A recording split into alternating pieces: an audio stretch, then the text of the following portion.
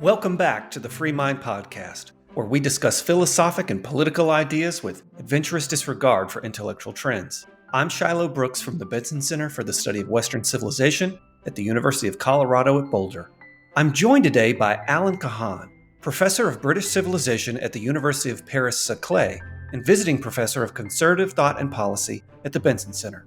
Alan is author of Aristocratic Liberalism, Mind versus Money, The War Between Intellectuals and Capitalism, and Tocqueville, Democracy, and Religion. His forthcoming book from Princeton University Press is entitled Liberalism, An Incomplete History. Our conversation today explores the thought of 19th century political thinker Alexis de Tocqueville, author of Democracy in America, which is widely regarded as one of the greatest books on America ever written. We discuss why Tocqueville wrote Democracy in America, why the book is still worth reading today, and what Tocqueville thought about race, religion, and the prospect of American decline. Alan Kahan, welcome to the Free Mind Podcast. Well, thank you very much, Shiloh. It's a pleasure to be here. You know, I've been wanting to get you on this podcast for a long time. For people who don't know, I recruited Alan to the Benson Center by way of stalking him and reading his work and talking to his friends and trying to get him to come be a visiting scholar here. And the reason I wanted Alan to come is because Alan is one of the world's experts on what is to me one of the most intriguing political theorists in my view, but he's many things, of the 19th century, and that is Alexis de Tocqueville. And so I wanted to get Alan on today to talk about Alexis de Tocqueville, talk about some of the features of his work, why he endures, why he's worth reading. Let me start with this question, Alan. For folks out there who have never heard the name Alexis de Tocqueville, or maybe they heard it when they were in high school or college, but it's been 25 years, can you say, who was Alexis de Tocqueville? Well, to start with, he was a Frenchman, as you may have gathered from the name, even if you've only heard it for the first time now.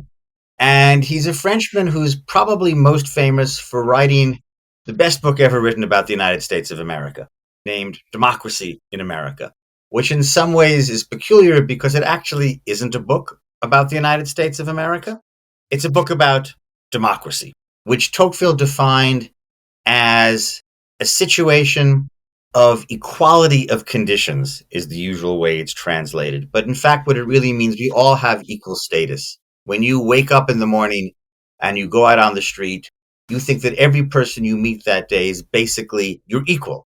And we think that's normal. But for most of human history, Tocqueville points out, that was not normal. You had superiors, you had inferiors, you had very few equals. And because he wrote this book, which is in fact a wonderful book about America, as well as being a wonderful book about democracy, he has helped Americans to understand America, foreigners to understand America, and everyone to understand democracy. That's probably the reason why he's known today throughout the world. He also wrote another masterpiece about the origin of the French Revolution, which in some ways is the same book. One of his friends suggested to him when he was trying to figure out what to call this book, that the real title ought to be Democracy in France, but that he couldn't use that because he needed to get the word revolution in the title or else nobody would buy the book. So instead it's called The Old Regime and the Revolution. So he's got these two books, Democracy in America and The Old Regime.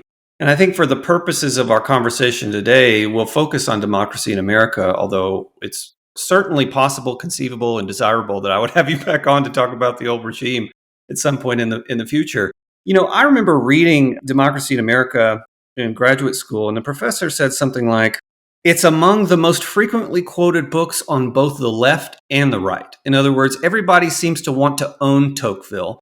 And Tocqueville seems conscious in Democracy in America that he doesn't want anyone to own him. And so I'm curious, why do you think that Tocqueville has played or has had such an influence on American political thought? What is that sort of enduring dimension, feature of his book that makes it relevant even today on the left and on the right? You know, everybody wants to claim him. Why is that? Well, you know, everybody wants to have God on their side. And when it comes to political theory, Tocqueville's pretty close to the divine. And so everybody thinks it's profitable, first of all, to claim Tocqueville as part of your ancestry. And sometimes he's been seen predominantly as a left-wing figure. Sometimes he's been seen predominantly as a right-wing figure. This has been true ever since the book was first published. The first half of it was published in 1835. And he had reviewers both in France and then when the book was almost immediately translated in England and in the United States, who said, oh, he's a great conservative. Oh, he's actually a radical. He's on the left. And there's something in the book for everyone. But the reason I think people like to quote it so much is there's this wonderful mixture in Democracy in America of sort of general statements and particular illustrations. And people like to pick up on the general statement and then use it, with or without the illustration, to develop their own position. Tocqueville is a wonderful thinker to think with. There are some thinkers who think about what they said. Tocqueville really inspires you in his arguments about what democracy means, about what's the relationship between America and this general democratic social state, what it is that makes America particularly American and makes it different from the rest of what he considers to be European society. Tocqueville inspires you to use his ideas to think about your problems, because in so many ways, his problems are our problems. He and we are still trying to work out what it means to live in an egalitarian world, or a world that is proceeding towards equality. And for some of us, that word equality is automatically, oh, this is wonderful. And for some few of us, oh, this is terrible. For Tocqueville, and this is why he can appeal to both the left and the right, equality in and of itself can be either wonderful or terrible. That is to say, we can have an egalitarian society in which we're all equally free, or an egalitarian society in which we are all equally slaves. And the primary purpose of Democracy in America is to encourage us and to give us some hints in a practical and theoretical sense as to how we can make sure we get the right answer here, that we end up with a society that is democratic and free rather than democratic and servile. And thinking about our world in these terms, many people have found profitable and enlightening, and it gives you something to struggle for and means with which to struggle. You're talking now about the primary purpose of Democracy in America. And for folks who haven't read the book, can you just tell us a little bit about, okay, so Tocqueville is a Frenchman. He comes to America. He does this extraordinary cultural, political, anthropological, spiritual study of America and produces 2 volumes. Can you tell us a little bit of the story of why did Tocqueville come to America? What did he do when he was here? And just give us the basics of the 2 volumes before we get into them. You know, what differentiates them and that sort of thing. So Tocqueville was a young man from a very aristocratic family. Unlike most noble families in France, he had an ancestor who fought with William the Conqueror to take England in 1066. His family had supported the king against the revolutionaries during the French Revolution and was very strongly legitimist, as that political grouping was known. Tocqueville, young man, goes to law school, gets a law degree, becomes a sort of assistant prosecuting attorney in Versailles, outside Paris. And then the restored monarchy is overthrown in 1830. And unlike all his friends, or almost all his friends, and certainly unlike all his relations, Tocqueville doesn't quit public life. Instead, he takes the oath to the new king and discovers that nobody will talk to him in his usual circle. And he really needs to go away. And he and a friend he'd made at the prosecutor's office, a gentleman named Gustave de Beaumont, who was in a very similar position, decide they need to go very far away. And so they ask the French ministry to do a report on the American prison system, which, believe it or not, was considered the world's best prison system at that time. And France was considered to have one of the world's worst. And so they were going to make some suggestions, write a big report about how to reform it. And they got an unpaid leave of absence to write this report on the American prison system. And they got on a boat. Now, at this point, Tocqueville can read English, but he can barely speak it. He spends the entire 6-week voyage talking to all the Americans on the ship, trying to improve his English, which he does with a good deal of success. A famous 19th century French critic said about Tocqueville that he began to think before he knew anything. And one of the great disputes within Tocqueville's scholarship is how much did his trip to America actually influence Tocqueville? For many people, he came with a whole bunch of preconceived notions and never changed them. I think, however, the majority of Tocqueville scholars would now agree in saying that's not the truth. He certainly had thought deeply about democracy and about the United States before he got on board that boat, but he was surprised by many things about the United States. And he spent a little over a year traveling, not quite all over America. He did not make it to the Deep South. He was intending to spend 6 months there when, for reasons no one has ever been able to figure out, he was recalled by the French government and told, get back home as soon as possible. So he lands in New York. He spends a lot of time in New England. He travels in the Midwest to what is then the complete wilderness of Michigan and Wisconsin, takes a boat down the Mississippi River, spends several hours talking on the steamboat with Sam Houston, gets to New Orleans, and at that point he gets his summons to come back home. But he certainly spent a very profitable time. And for those who've occasionally criticized him for never having actually visited the South, he did spend over a month in Maryland. And Maryland at that time, unlike today, was very much a southern state. And he visited a Maryland plantation. He spent a lot of time in Baltimore, as well as the well-known time that he spent in New England. He met a lot of famous people. He met John Quincy Adams, the former president of the United States. He spent time with the president of Harvard, with a lot of the New England intelligentsia. He was deeply impressed by William Ellery Channing, who was known as the Pope of Unitarianism at the time. And in fact, he was deeply impressed by Unitarianism in general, about which he'd never heard a thing before he came to the United States. He goes to the wilderness. One of the things that he was most looking forward to when he arrives in the United States is meeting Native Americans. He's the cousin of Chateaubriand, who is a French writer who wrote a sort of romantic novel about a Native American romance. And Tocqueville's rather disappointed when his first sight of a Native American is someone who's lying dead drunk in the road outside of Albany, New York. But when he gets further west, he meets Native Americans who are still independent and free and has lots of conversations with them. He finds them fascinating. And in general, he finds America fascinating. And it's not just for the period of time he spends in the United States. He makes a lot of American friends, and he keeps up a very heavy correspondence with those Americans throughout his life. And so he comes, extraordinary that he meets Sam Houston, by the way. You've mentioned that to me before. I'm a Texan. I delight, frankly, in a picture of Tocqueville and Sam Houston on a boat. I mean, it's just wonderful. But he talks to people. He looks at the social state, the way politics, culture, religion, these sorts of things take place in America. And then he composes this book, Democracy in America, which is in 2 volumes. And from my point of view, the first volume and the second volume are different in a way in terms of approach and content and maybe even aim and purpose. They're complementary. It's not to say that they're not. But can you give us some account of what the first volume is? What does it contain? Broadly speaking, what is the second volume and what does it contain and how is it different from the first and also an elaboration of the first? So what Tocqueville says, and I'm inclined to take his word about this, is that his first volume was drawing forth all the political consequences of democracy in America. And the second volume was drawing forth all the consequences in terms of mores, culture, and these broader kinds of subjects. And so he sees them as different in perspective, but complementary. They're all about democracy as well as about America.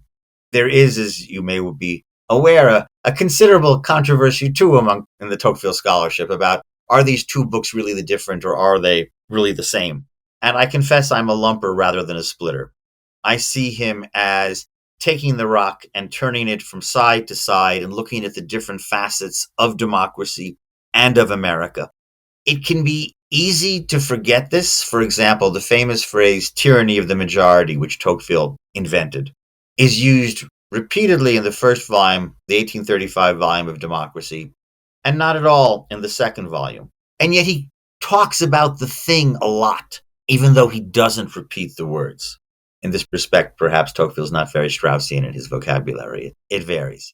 But the purpose of the whole book is really laid out in the introduction to Volume 1, which is a remarkable piece of work because it starts out with a brief history of democracy, how the world moved from an aristocratic social state to a democratic one. And first it's told in purely secular terms. Oh, there was the printing press. Oh, there's the spread of literacy. Oh, there's the development of commerce and industry. And then it's retold in really religious language. This is the plan of providence. It is hopeless to fight it. One of the purposes of this book was to try to tell French aristocrats, no, you cannot bring back the old regime. You cannot return to a feudal society. The world is going to be a democratic world, and attempting to make it anything else is a waste of your time. And Tocqueville had lots of relatives who were wasting time in just this way. And so you get a secular and a divine history of democracy, one to appeal to the conservative Catholic religious types, and one to appeal to the radical atheists. Both ends up in the same conclusion. We have this democratic world, but it's neither as utopian nor as catastrophic as both sides think it is. It's a world that can go either way. And Tocqueville says, my mission, and this is the mission statement of democracy in America, my mission is to help the superior and enlightened classes to direct democracy in such a way that it means freedom and not despotism. And that's what all the rest of the book is about. Teaching you about what democracy is and what America is so that you know what can be done, what can't be done, what fits with democracy, what are democracy's strengths, what are democracy's weaknesses. And Tocqueville himself, he writes himself a note at one point, and he says, look, all my instincts are aristocratic. I don't really like to feel part of a crowd. I'm terrified of the crowd and of the mass. But my reason is purely democratic. I know that this is the way the world is, and furthermore, I believe that in God's eyes, democracy is more just than aristocracy, that all souls are equal in the eyes of God, and therefore, whether I like it or not, I need to support this. So Tocqueville has these, you just mentioned these aristocratic leanings in a way. I'm curious why you call Tocqueville an aristocratic liberal. What do those two words put together mean? I think a lot of people would say, well, that you can't have that. There's, that's like, it's a contradiction in terms. So why do you call Tocqueville an aristocratic liberal when you describe him, even just now? What does that mean? Well, first of all, let me say what I don't mean by that term. It's not a reference to the fact that he had an ancestor who was a shipmate of William the Conqueror. It's not a reference to his aristocratic birth. He's not the only aristocratic liberal. I include in that category people like John Stuart Mill, who was as middle class as you come, at least in terms of his social origins. What makes Tocqueville, first of all, aristocratic here is he really does not think much of the middle class. One of the things that you see repeatedly in Democracy in America is his denunciation of the materialism of democratic societies in general, of the middle class in particular, and since in America is a country dominated by its middle class, American materialism. This is a criticism that many European visitors have had of the United States. And Tocqueville thinks, first of all, that it's natural to democratic societies. When you don't have an inherited status, the Duke, whether he has money or doesn't have money, he's still the Duke. Well, we're not Dukes. We're just, Mr. Brooks. And so the only way that's left to distinguish ourselves in many respects from others is through money. And when you've made your own money, and this goes back to Plato's Republic, you care about it. But for Tocqueville, it's very important that this not be the only thing that you care about. He does not condemn this materialism. There's no point. It's natural in a democratic society, but it needs to have something else. And that something else is a fundamentally aristocratic and elitist ethos. Now, when most people hear those words today, aristocratic and elitist, they think, blech, right? These are bad things. That's not what Tocqueville has in mind. What he has in mind is the necessity for a democratic society alongside its pursuit of technological and economic progress, individual material progress. Alongside that, there needs to be a quest for a moral greatness, moral grandeur is the word he uses, both on the part of the society and on the part of individuals. And one of the things he points out is to say, look, if you're looking to have a moral greatness of the kind they had in the days of the Knights of the Round Table and chivalry and aristocratic societies, You're never going to find that in a democratic society. But there is a democratic moral greatness that is possible. It's different, but it's equally great and perhaps even morally superior. So this is why I call him an aristocratic thinker. This pursuit of moral grandeur, which has to parallel this more widespread and natural search for material improvement. To why he's a liberal, well, he's a liberal because Tocqueville's real God is freedom. And for him, the only way for us to have moral grandeur is in the context of a free society. If you don't live in a free society, it is going to be very hard, in fact, nearly impossible for you to have the kind of moral development, character development that he thinks people need to seek, both as an individual and as a member of society. And so that for him, freedom is necessary to make great human beings. Indeed, one of the things that he faults too many governments of his time, and it would apply equally to ours, one of the things he faults governments for thinking about is they think about what things they can do with people, what great, wonderful accomplishments they can make with human beings, as opposed to thinking about, well, how do I help contribute to the creation of great human beings? And for Tocqueville, that's the point. That's what you want to organize your society to be able to do, to encourage moral grandeur. And that's a real possible thing for him in America, in democratic societies. But it's also possible to have democratic societies which are full of petty, money-grubbing individuals who are very concerned to obey the law, but who have no interest whatsoever in any form of greatness.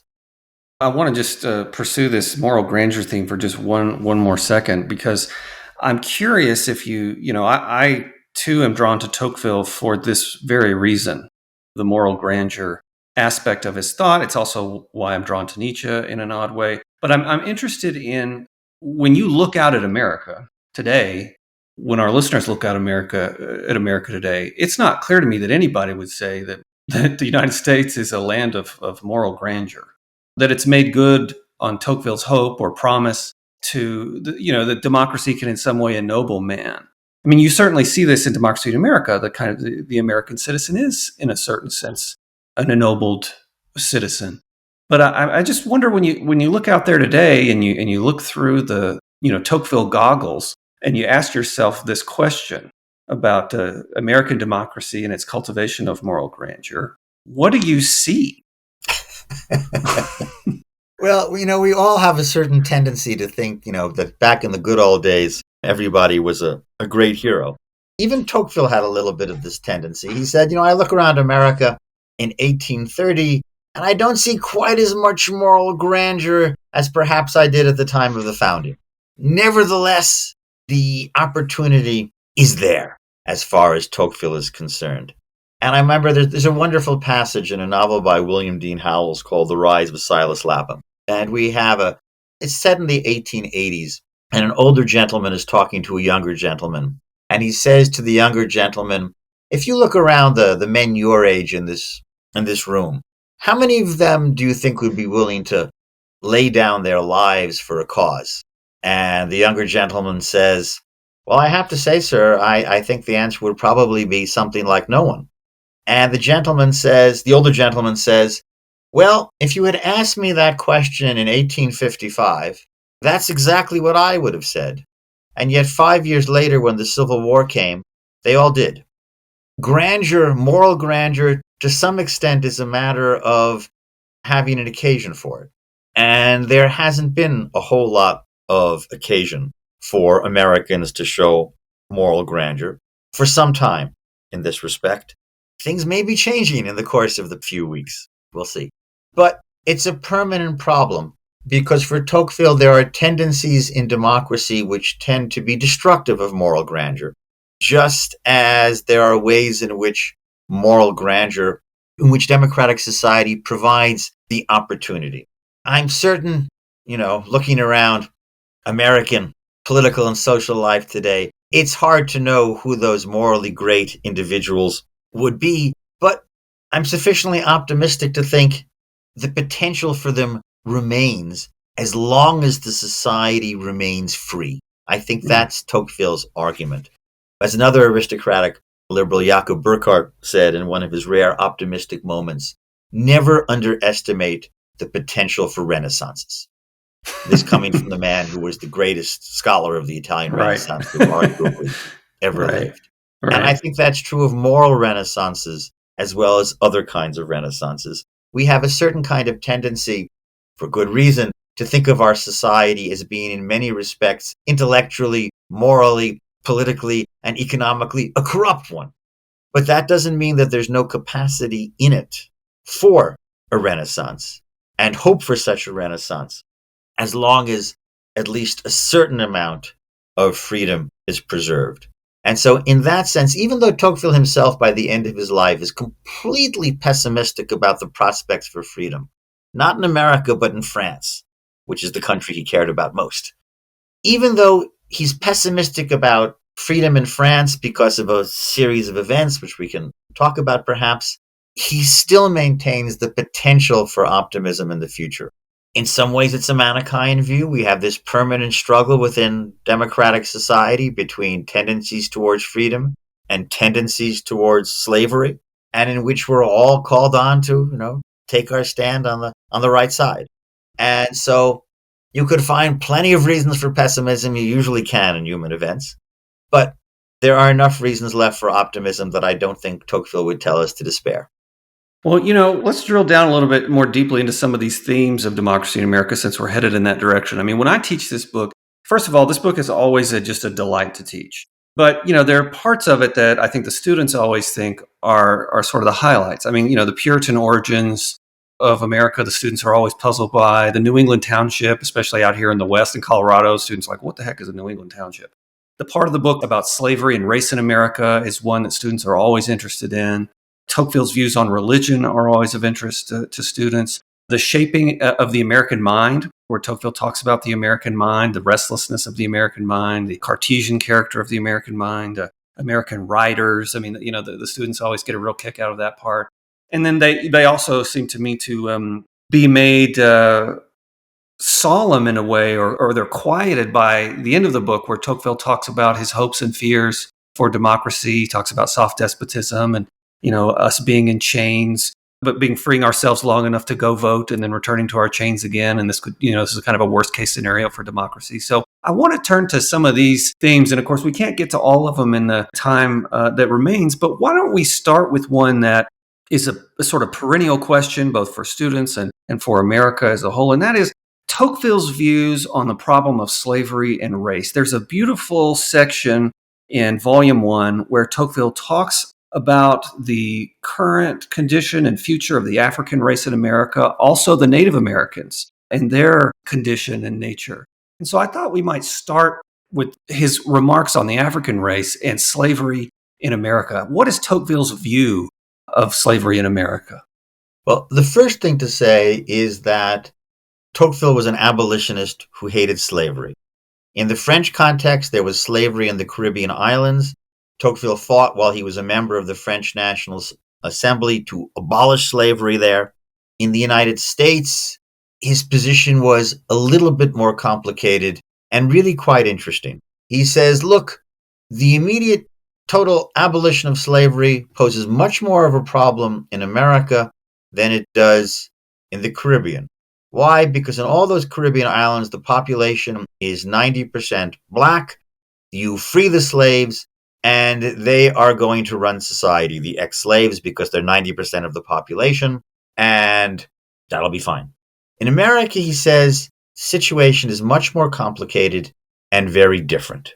You have a situation in which in parts of the United States, in the South, black people make up, at this point, in states like Mississippi and Alabama, even a slight majority of the population. In other states in the American South, a large minority of the population. Because they have been enslaved, they are illiterate. It's against the law to teach a slave to read and write. They have no practical experience in self-government, either on the level of the family, because as he points out, the African-American family is continually being destroyed by slavery, and so on and so forth. And so he devotes a lot of time to saying, well, what would happen if you freed the slaves in America on the day after? And very perspicaciously, he says, you can free the slaves, but you can't eliminate racism in 24 hours. And so you are going to have a situation in which you have a deeply racist white society faced with a large, ignorant, unorganized, uneducated in both the practical and academic sense of the word, black population. And Tocqueville knows a lot about American racism, even with regard to free black people, because he's spent time in the North. He's fascinated to discover, for example, that in the state of Pennsylvania, of course, black people have a right to vote, and of course, they never exercise it, because if they go to a polling place, Tocqueville is informed by one of his American informants, they'd be lynched. So that even when black people, and he has seen this in real experience, even when black people are free, that doesn't mean that black people are free, as it were. And his traveling companion, Gustave de Beaumont, writes a novel, Marie, that's basically about this, in which a woman who has one ex-slave grandfather marries a wandering Frenchman, and the racism they experience and the problems for their relationship that occur and so on and so forth. So Tocqueville is thinking hard about what happens after abolition in the context of this profoundly racist situation. And what he says is going to happen is that there's going to be a race war and the whites are going to win. And if you think about the history of Jim Crow in the United States, that wasn't a bad prediction for what happened in the course of Reconstruction and the end of Reconstruction. And Tocqueville says, this is not a reason to justify slavery. He says, let nobody who reads Democracy in America ever think that because of what I'm saying about the practical consequences of abolition, that slavery is in the slightest bit justified, or that the racism of the whites is in the slightest bit justified. But this is simply what is going to happen, and there is no way to avoid it. So in his lifetime, Tocqueville is a strong opponent of the extension of slavery to new states in the United States. But he is always circumspect about what do you do about the actually existing situation. And he sheds light about what might be done. And here again, he compares it to the Caribbean islands. He says the only way to overcome this is intermarriage. He says the problem with that is that in 1831, or for that matter in 1866, there's no white person either in the North or in the South who would dream of marrying a black person. He looks at intermarriage in the North and he says, this is just not happening. And it's not going to happen for the foreseeable future. And again, he's correct. And here he has some interesting comments, some of which are actually developed in the book The Old Regime, where he starts talking about a concept he calls caste, which he had not developed in Democracy in America. And the concept is originally invented to talk about the French nobility, which he says is no longer an aristocracy, but has become a kind of hereditary caste. But it applies very well to race in America. And he says there's only one way to know if caste is disappearing or has been overcome. And he's writing this book in the 1850s. He said caste hasn't been overcome in France, despite 60 years post-revolution. And the only way to know caste has been overcome is intermarriage again. And so if you look at the United States and marriages between white people and black people, first of all, in many states they were illegal until Loving versus Virginia in the late 1960s, but it didn't matter. Even in the states where they were legal, they didn't happen.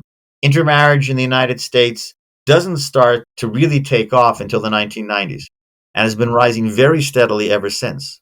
So from Tocqueville's perspective, for the past 30 years, we've been seeing, for the first time in American history, a serious decline in racism and caste spirit, which is not exactly the message that you would get from, say, critical race theorists. But for Tocqueville, it's simply evident.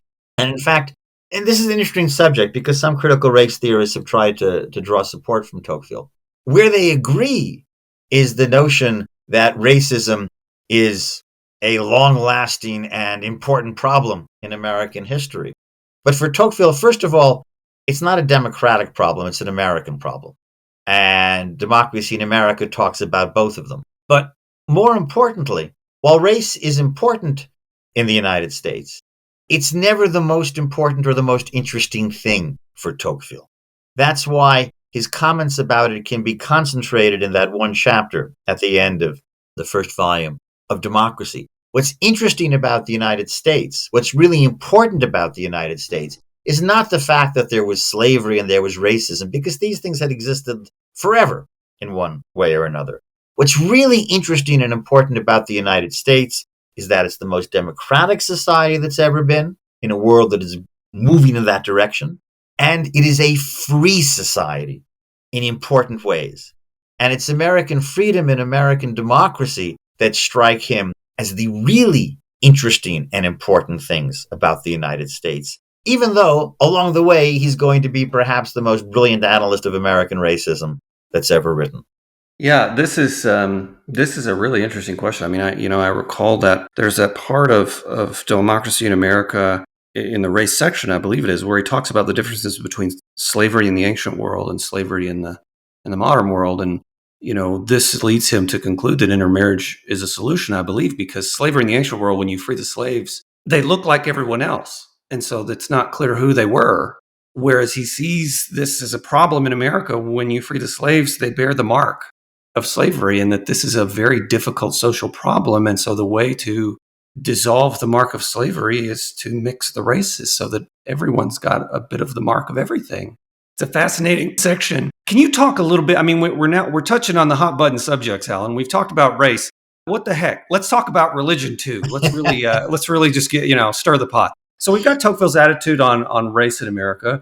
What is his view of religion in America? What is unique about the way religion and American democracy interface with each other? Because he seems to think Christianity plays a crucial role in conditioning the moral and maybe even the political life of Americans. So why does Tocqueville see Christianity as a kind of, special ingredient in the American soup that makes the whole thing taste good?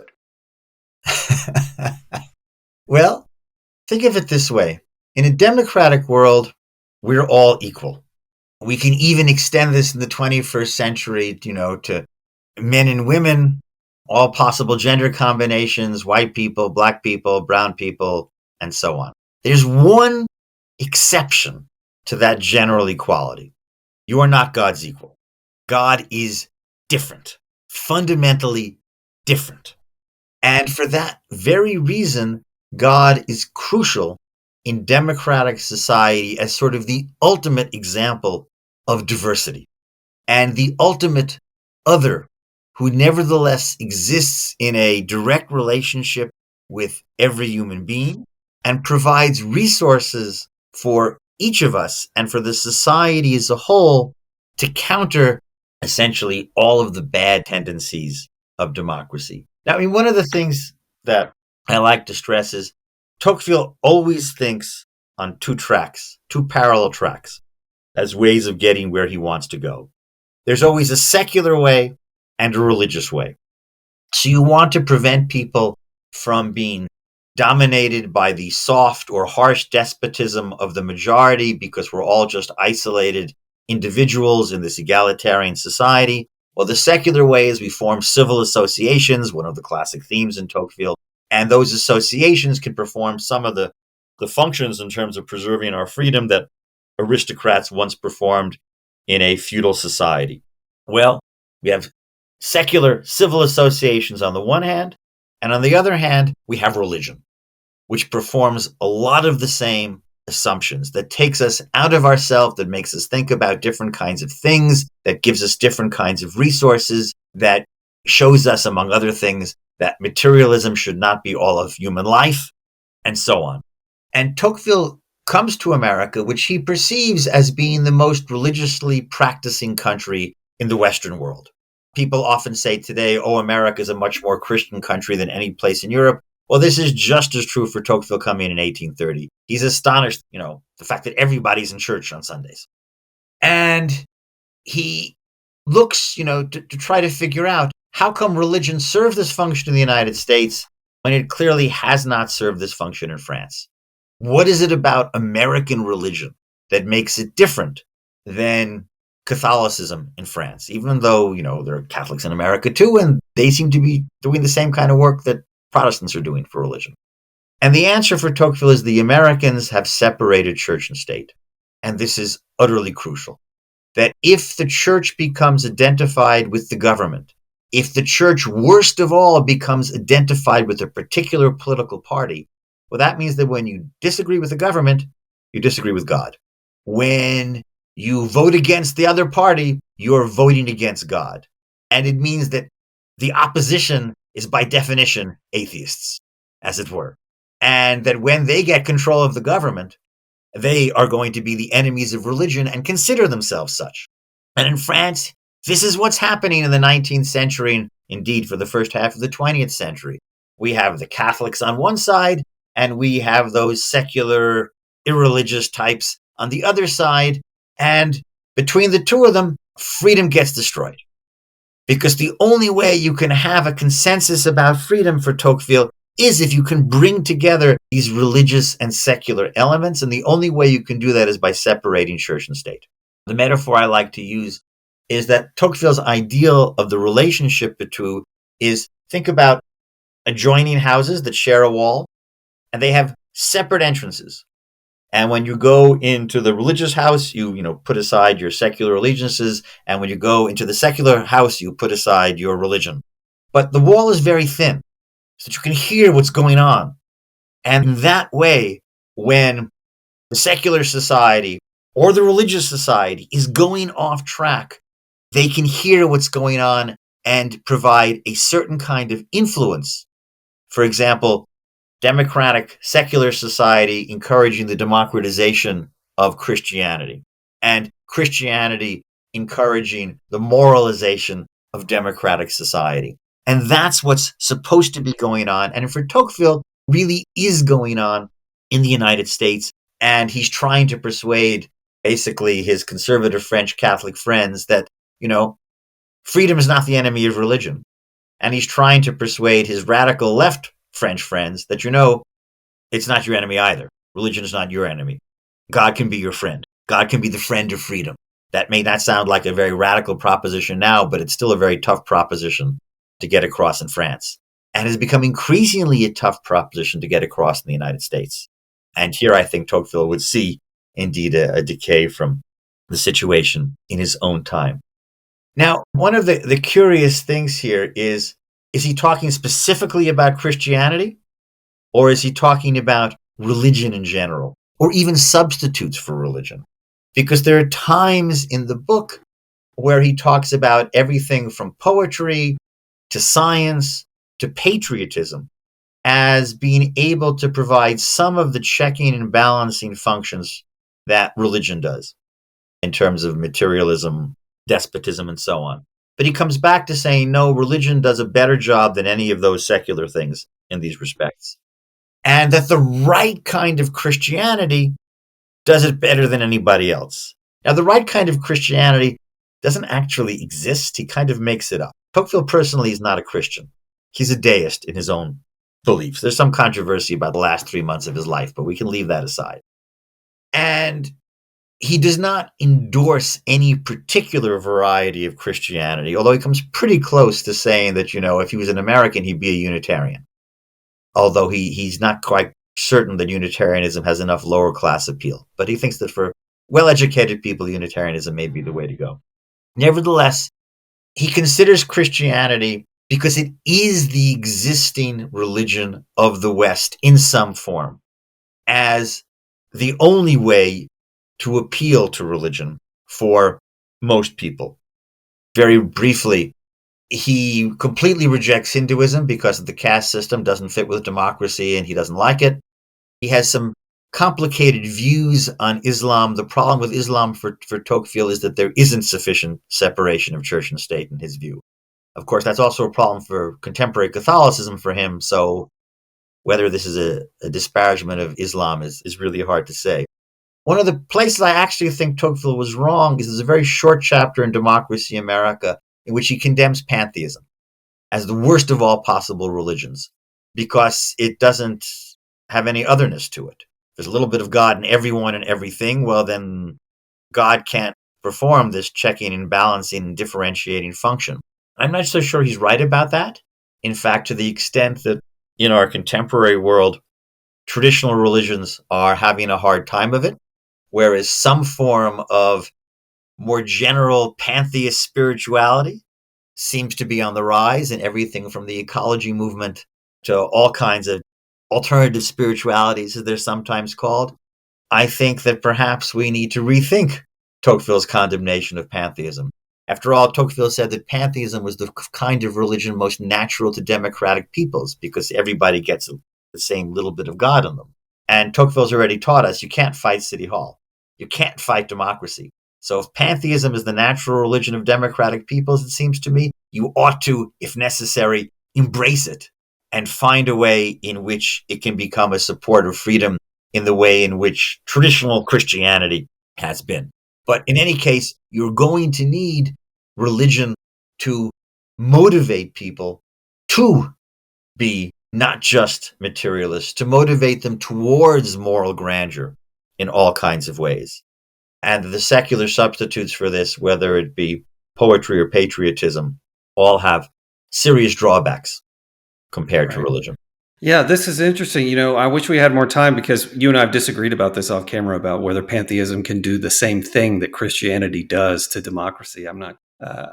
Maybe it can. You'll have to convince me. But it's an interesting proposal, nevertheless. I do want to ask you. I mean, we're concluding now, but I do want to ask you this sort of final question because I think it's as I said a moment ago, it's one of the gravest parts of the book that really unsettles my students in a way that young people today, you can't really unsettle them. But when they read The End of Democracy in America, and Tocqueville gives this stirring account of what might happen were American democracy gradually to decay and to crumble, what would be those causes of that? What would it look like? And he gives this account of soft despotism and a sort of wholly uninterested people who are individualists and pursuing their own appetites and sort of completely uninformed. I mean, it looks like Nietzsche's Last Man in some ways.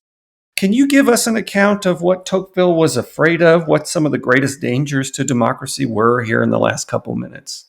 Well, one of the great mysteries is whether Tocqueville ever read Benjamin Constant. And we'll never know the answer to this question. But in his famous speech on the distinction between ancient and modern liberty, Constant talked about how we want to be free in our private lives, unlike the Greeks and the Romans, but that we really had little interest in politics and social questions, and that this was a bad thing, both because without an interest in politics, we had no guarantees for our private freedoms, and because something about political participation was really necessary for moral grandeur. And Tocqueville really, in that last bit of Democracy in America, is addressing the same kind of question as Constant was. This tendency for us to become utterly petty and utterly under the thumb of the majority or of some authoritarian individual who will give us our private satisfaction provided we give up all our freedom in return. And this is a permanent temptation for us. We'd all rather do anything than go to yet another committee meeting, and democracy is one committee meeting after another, in a sense. And if you can just discharge your duty by going into that voting booth and leaving it, wouldn't we all rather do that because we have better things to do with our time? Except for, the small minority of political hobbyists that we occasionally encounter. So this is a permanent problem, and it unsettles our students because they recognize themselves. They don't want to be involved in this way in politics.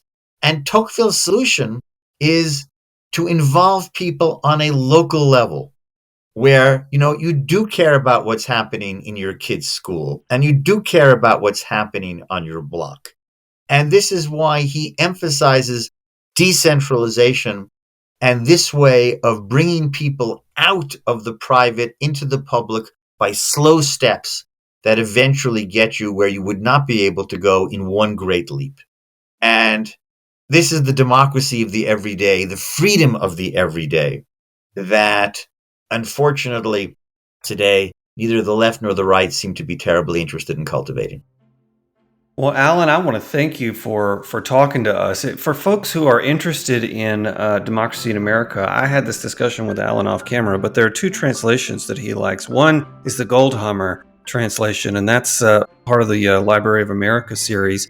The other is the Liberty Fund translation. So if you're interested in reading more about democracy in America, have a look at those two translations. There's also one by Harvey Mansfield. But what's most important is not the translation you read, but that you get a hold of Tocqueville's Democracy in America and that you read it from cover to cover. So, Alan, thank you so much for these insightful remarks on Tocqueville today. My pleasure. Take care, everybody. The Free Mind Podcast is produced by the Benson Center for the Study of Western Civilization at the University of Colorado at Boulder. You can email us feedback at freemind@colorado.edu or visit us online at colorado.edu/center/Benson.